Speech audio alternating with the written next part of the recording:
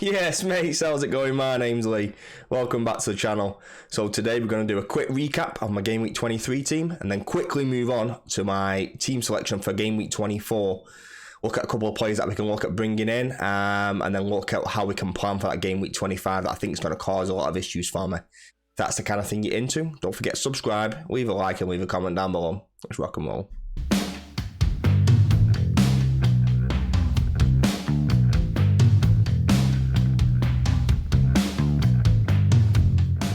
Right, mates, first up we've got my Game Week 23 quick review. It's halfway through the game week, as you can see, so City and Arsenal have still got to play in a couple of days' time, or tomorrow actually, on Wednesday. I'm recording this on the Tuesday.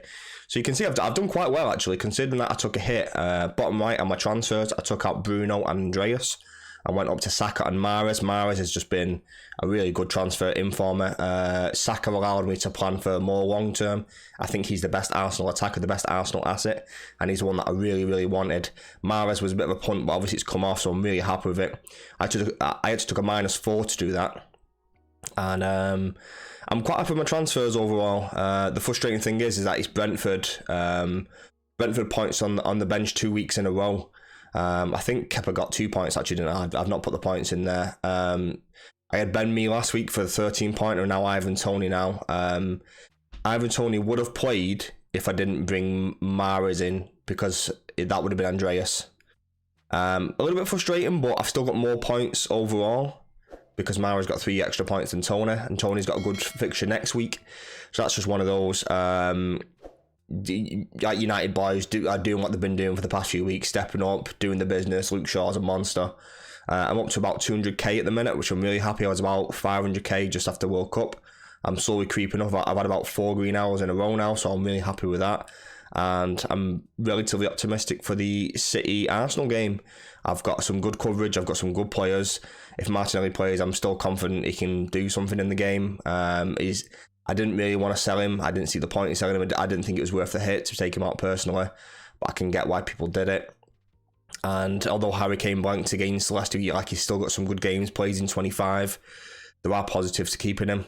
But yeah, have you done so far? Let me know down below. Have you still got left to play? Sure, everyone's got 6 left, plus the Haaland captain, right? All right, on to the main event. This is my Game Week 24 team selection. So I've got Edison in goal up against Forest. Nice, easy pick, although Kepa's got Southampton, which I think is a good game again. I think it's like another one of those toss-up games. I think Forest away is probably a harder game than what I think it is. I think it's going to be a steamroll, but Forest they've got a decent home form, to be honest with them. Like, are there no pushovers since the World Cup? They're pretty solid, but they did lose both their main centre-backs to injury, which kind of implies that I think everyone's going to captain Haaland. We need to know how long they're going to be out for. Was it Willy Bolly and... Can't think of the other guy's name, plays centre back for them, but I believe they're both out for a couple of weeks. Trippier, although I don't really want to play him against Liverpool, I think they have a solid home team, and I'm confident that he might get something from it. That's the reason why I put Botman on the bench. I think Trippier can supply that attacking return, and then Ben Mee. And I just need to win the Brentford boys. That's kind of like the way I need to do it. They're unbeaten in 10 games from what I've heard. I just need to keep playing them. And this is the problem I've got for 25. I don't want to sell them. I've got United up against Leicester. I think Leicester might score, but I don't really want to make any transfers this week, ideally. And my bench doesn't have anyone great to bring on. I don't want to play Matty Cash and I don't want to play Botman. So that's just one of those. Bottom right are my main transfer targets that I'm thinking about doing. Tarkowski. He'd probably come in for Botman, maybe. Although I probably wouldn't play him this week. It's more for the double next week. Salah obviously scored last night. Newcastle this week, and they've got a double next week. Liverpool have got the best double in 25. I don't know if I can get to Salah, and this is my main issue. I can only get to Salah if I sell Kane. And I don't know if it's worth taking out Kane in the long run to get Salah in. So I might have to do something like a Gakpo or maybe even like a Trent. I don't have many options, to be honest with you. And then just for like a single game week player, he plays this week, plays in 25. He's Felix. Just look really good. Everyone's kind of talking about him. Just look really good in was the game against West Ham? Like really electric.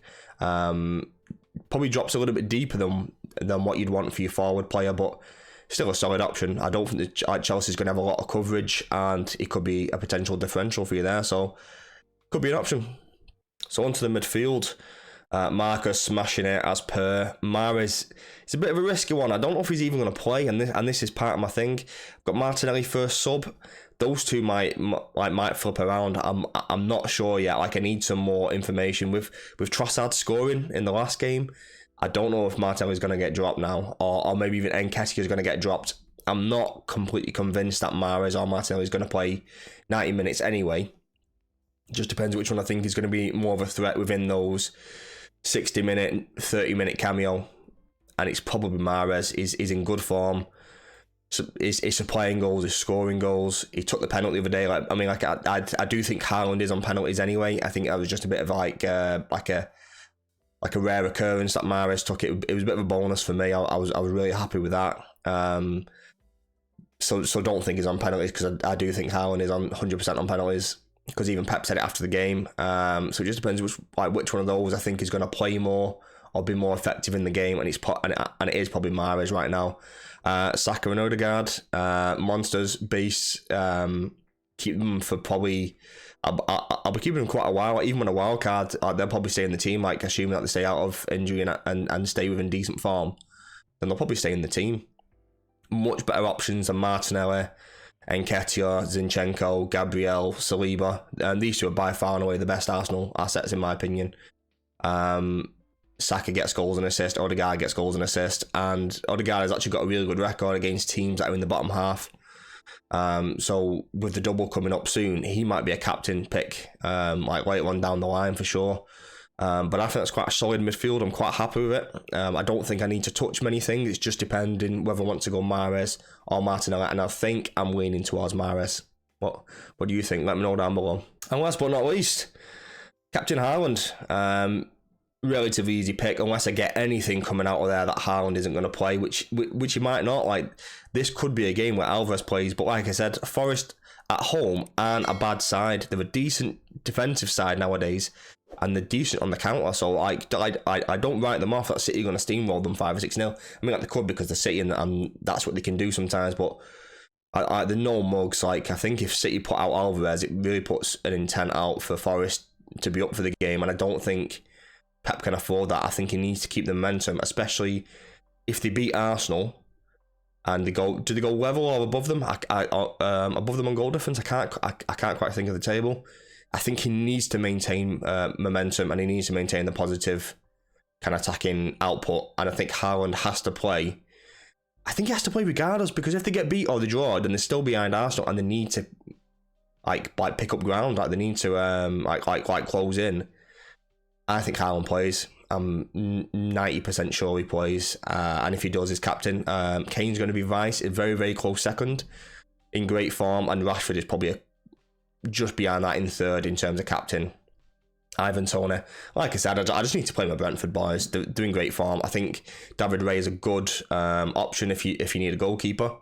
But I think Ben Mee and Ivan Toney are great. If you don't have them, I would not bring them in, because they're blanking out next week, obviously. And that's the main issue, really. But they have got some doubles coming up, and I think there could be some nice options moving forward. Yeah, what do you think about my team? Let me know down below. Let's have a little chat. Let me know who you've got, who you're thinking of bringing in. And yeah, we can have a little chat. So actually, I was just doing a bit of planning then, and I just want to show you my team for game week 25. And this is the major issue I've got, because obviously I've got 2 Brentford, 2 United, and 2 Newcastle. So I'm missing 6 players. So I'm missing quite a lot on my team here, and I desperately need to do, like, my transfers have to revolve around getting players in this team whilst maintaining for the future. So I think a big one is something like Botman out for Tarkowski. I think it's a really obvious transfer for me, and it's someone that I'm really, really looking at. I've only got $1 million in the bank now, and that could probably take me up to like a Matip. I don't know if that's probably worth it or not. Who can I get to from Tony? I can't get to any Liverpool attackers from there. If I was to get Salah, I'd probably have to lose Rashford. I'd have to do something like this, and then sell Kane to whoever. That's probably the only way that I can do it, and I don't know if selling Kane is worth it. I really don't want to sell him. I think he's a really, really good option, and yeah, it doesn't seem worth it to me, mate. Like, it really doesn't seem worth it. And I'm thinking, do I just put out eight or 9 players, see what I can get?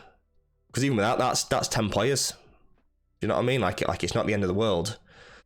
So it's not like it's doom and gloom for me. So tough decision, mate. Like really, really tough decision. I don't know which way to go about it. Like, who could I go for here? Is him maybe? Matthias Cunha? Don't know. Don't seem great, does it? But it gives me Salah.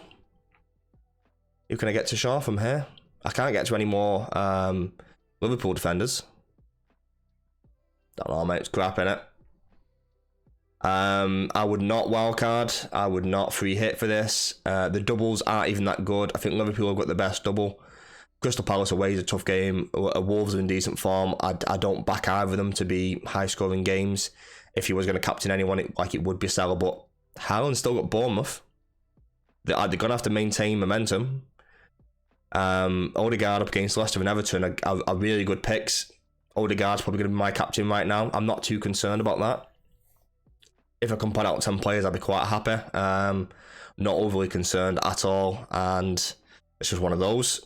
Is what it is. And yeah, don't waste your free hits. Don't waste your wild cards. It's not worth it for this, especially when there's some big doubles coming up and there's going to be really tricky fixtures kind of moving around. I would try and save it and hide it for that. So that's kind of like my plan for game week 25. What have you got planned?